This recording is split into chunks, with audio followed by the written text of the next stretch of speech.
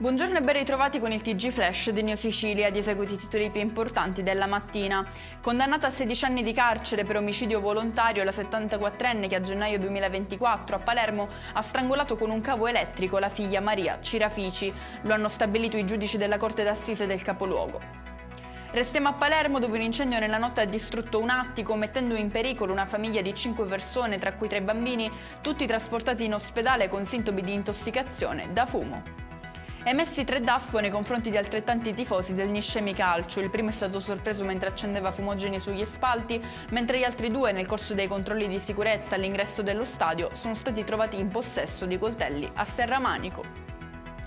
Trovate armi in una busta della spesa abbandonata vicino a un garage del quartiere di Librino a Catania. La pistola risulta di proprietà di un uomo residente a Trecastagni, deceduto nelle scorse settimane.